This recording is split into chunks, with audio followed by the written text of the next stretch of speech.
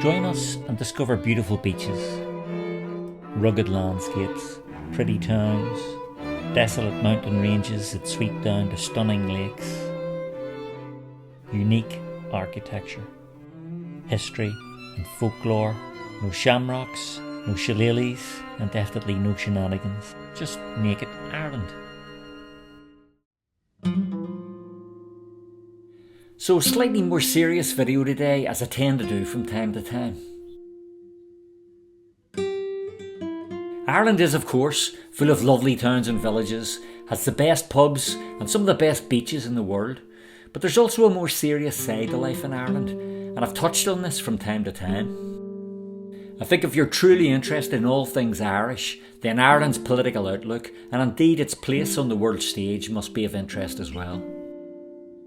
Now, it won't have escaped anyone's notice that there's some serious things going on in the world as I narrate this video, and of course, the current conflict in Gaza is one of those things.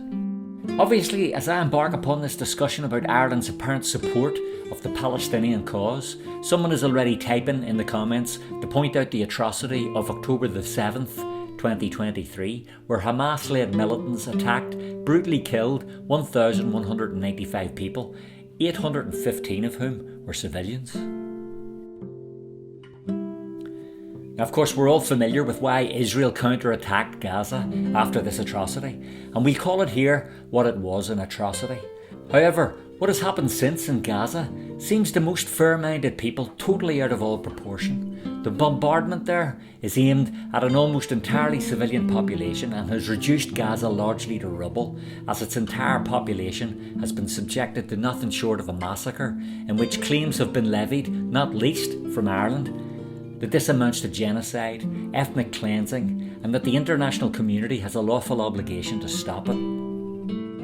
But what's interesting about this event is how vocal Ireland has been. After all, Ireland is over 4,000 kilometres from Israel as the crow flies, so this conflict is not exactly on our doorstep. And in fact, Ireland is a tiny country with a population of just 7 million, so why could it possibly think it has a voice that carries any weight in terms of this international issue? Well, in fact, Ireland's solidarity with Palestine is deeply rooted in shared experiences of colonisation and resistance. And from the 1980s, Irish leaders have consistently supported Palestinian self-determination. In 1999, the then Taoiseach Bertie Ahern, or the Irish Prime Minister for those of you watching from outside Ireland, visited Gaza, signalling Ireland's commitment despite Israeli disapproval. On the 22nd of May 2024, then Taoiseach Simon Harris and Taoiseach Micheál Martin formally recognised Palestinian statehood, joining Spain and Norway, aligning with the sentiments of 143 other countries. In 2024, Ireland took a significant step by supporting South Africa's case against Israel at the International Court of Justice, the ICJ, accusing Israel of genocide in Gaza. The then Taoiseach, Micheál Martin, stated that Israel's actions, including mass killings and the denial of humanitarian aid, constituted genocide. Ireland's actions have had significant international repercussions. In December 2024, Israel closed its embassy in Dublin following Ireland's support for this ICJ case. Here's a comment from Simon Harris back in 2024, who was then the Irish Taoiseach, in which he not only officially announces Ireland's recognition of the State of Palestine, but he sets this statement in the context of Ireland's own early 20th century struggle for national self-determination against the British Empire.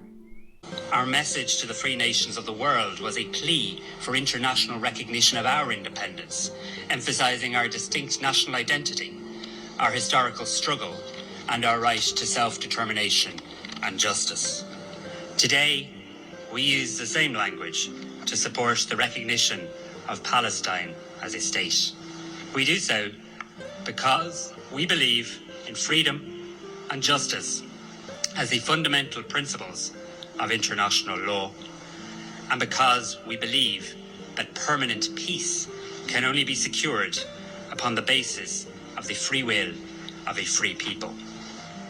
So as was alluded to there, on the 21st of January 1919, Ireland asked the world to recognise its own right to be an independent state, But Harris goes on here to make the point, I think, that recognition of the State of Palestine is an act of encouragement to those in that part of the world who are intent on working towards peace, rather than endorsing any militant group within that state. It is a message to those in Palestine who advocate and work for a future of peace and democracy that we fully respect your aspirations to be living freely, in control of your own affairs and under your own leadership. It's a stance that's raised Ireland's head above the parapet and left it open to criticism from large powers and powerful nations in the world. We know, for example, of President Trump's support for Israel, both morally and militarily. So some of you might be surprised that Ireland might want to risk the wrath of the US President, who, let's face it, can take actions like this very personally. Perhaps Ireland is to be even commended for its bravery in this respect. But it goes much further than that. Several of Ireland's political leaders refused to visit the White House on St Patrick's Day, specifically because of the US's support of Benjamin Netanyahu's government. Sinn Féin was one such abstainer, and listen here to Michelle O'Neill, First Minister of the Northern Ireland Executive, speaking for her party. The decision to not travel to the White House has not been taken lightly, but it is taken very conscious of the responsibility that each of us have as individuals to call out injustice when we see it. We are all heartbroken whenever we witness the suffering of the Palestinian people, and the recent comments by the US President around the mass expulsion of the Palestinian people from Gaza is just simply something that I cannot ignore. The Gaza issue, over and above Ireland's support for the Palestinian state, has become an even more radical stance for Ireland more recently. Listen here to Sinn Féin's Lynn Boylan as she recently castigated European leaders for their inaction in the European Parliament. And I stand here today to do what EU leaders won't do, and that is to apologise to the people of Gaza and Palestine. I'm sorry that it has taken tens of thousands of deaths and the imminent death of 14,000 starving babies just so that the European Commission can agree to review an association agreement that should have been suspended years ago. I'm sorry that the EU countries continue to send the bombs and weapons that shred your children to pieces, and that there's no accountability for their complicity in your mass murder. I'm sorry that over a year after the ICJ ruled that there was a credible risk of genocide against your people, EU leaders have failed to agree a single sanction against Israel. I'm sorry that EU leaders have refused to enforce the ICC arrest warrants for Benjamin Netanyahu and Yoav Gallant, the war criminals responsible for the genocide against you.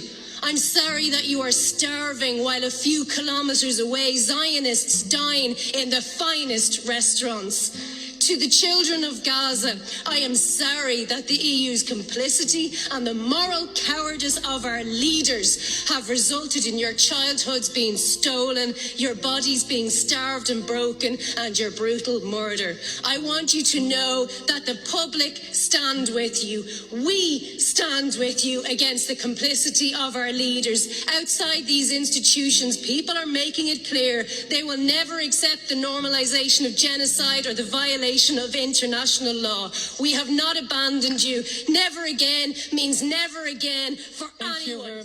And in the World Health Organization, Dr. Michael Ryan, the World Health Organization's Deputy Director General, also just happens to be Irish, and he made this compelling case.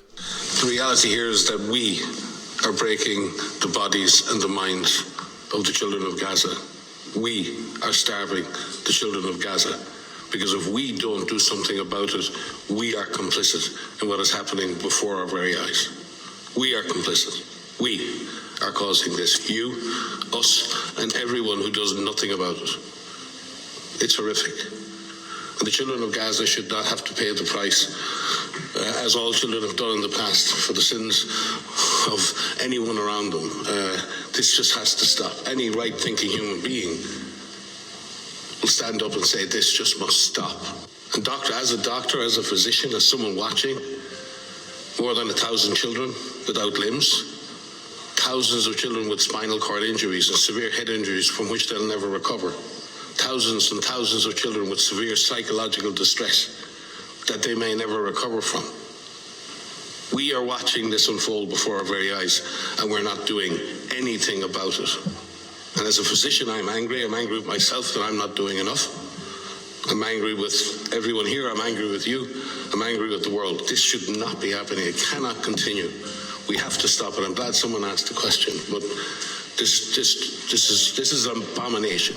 And as if Ireland hasn't been verbal enough on the world stage, finally we have a declaration from current Taoiseach Micheál Martin in the Dáil, the Irish Parliament, officially calling what was happening in Gaza a genocide and being the first Western country to make such a declaration. Focus has to be relentlessly on the policies of Prime Minister Netanyahu and the Israeli government made up of extreme far-right elements who are committing genocide in Gaza right now. Amnesty International's investigation revealed that by July 2024, over 42,000 Palestinians had been killed, including more than 13,000 children. By January 2025, that figure had risen to over 80,000.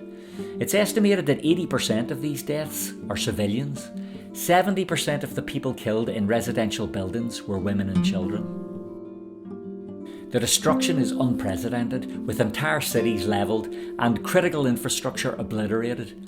The withholding of humanitarian aid has been another weapon of war used by the Israeli government. I'm no expert on what constitutes a genocide from a legal perspective, but organisations like the World Health Organization and Amnesty International are, most of us would believe, good impartial judges of these things.